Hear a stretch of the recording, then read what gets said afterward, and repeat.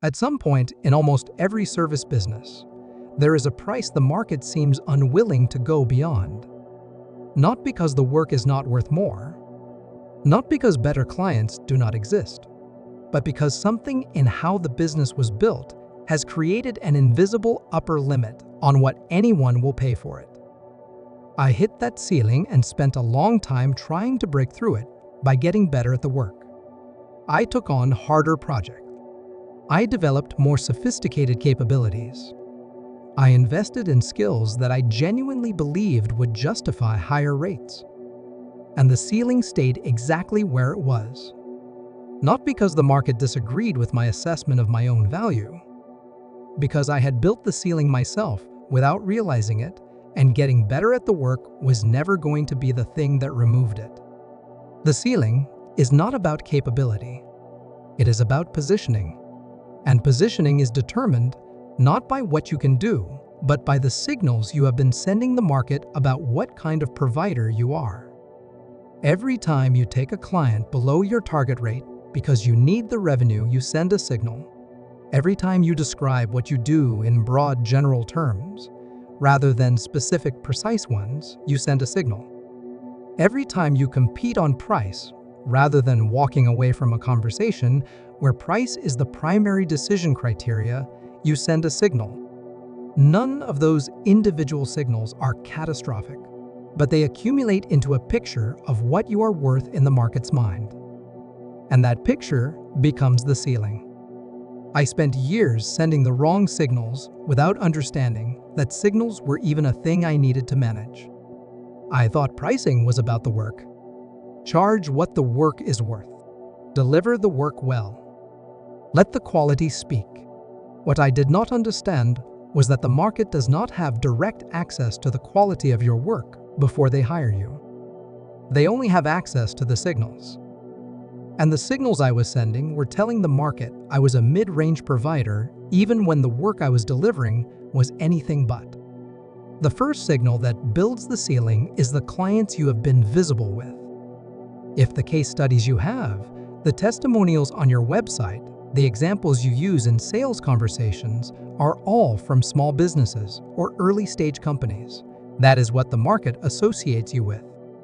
Not because you cannot serve larger or more sophisticated clients, because you have never made that visible.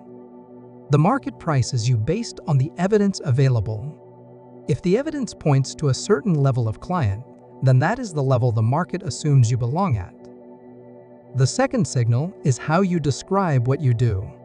Generalists get paid generalist rates. This is not a controversial observation. It is just how markets work.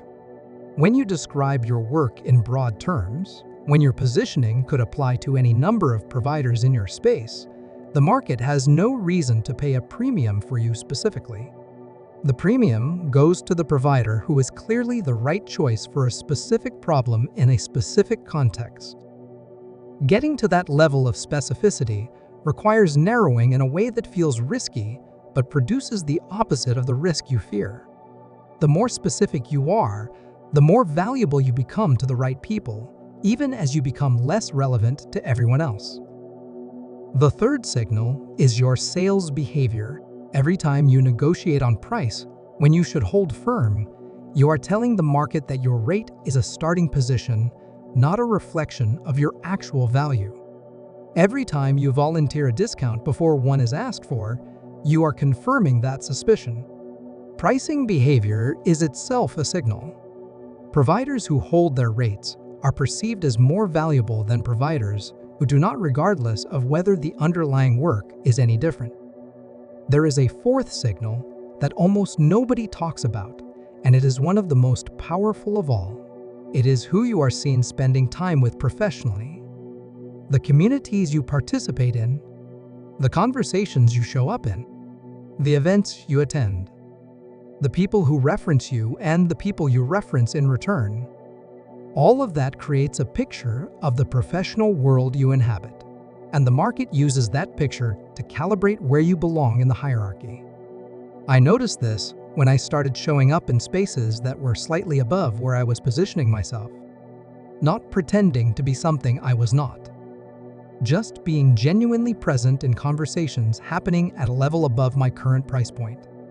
The quality of the inbound conversations I was having started to shift. Not immediately, over months. But the people finding me were different because the signals I was sending about my professional context had changed. Most builders stay in the same professional circles indefinitely because those circles are comfortable and familiar.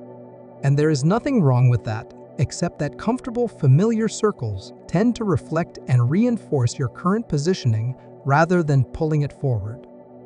The ceiling is partly a reflection of the company you keep professionally.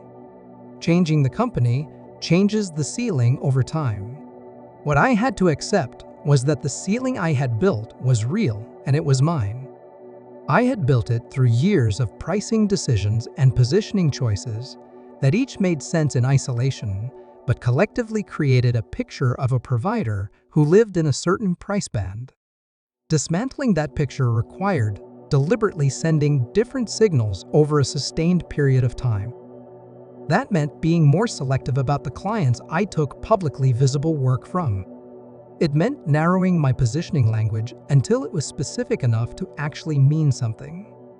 It meant holding my rates in conversations where I would previously have negotiated and accepting that some of those conversations would not close. Each of those things felt uncomfortable. Each of them was also moving the ceiling. The ceiling you have built is not permanent, but it does not come down by doing better work. It comes down by changing what the market sees when it looks at you. And that is a deliberate process that takes time and consistency and a willingness to turn down the wrong things so the right things have room to find you. Next, we are going to look at something that catches most builders off guard when they start to get traction. Why referrals slow down exactly when you would expect them to speed up. I will see you tomorrow.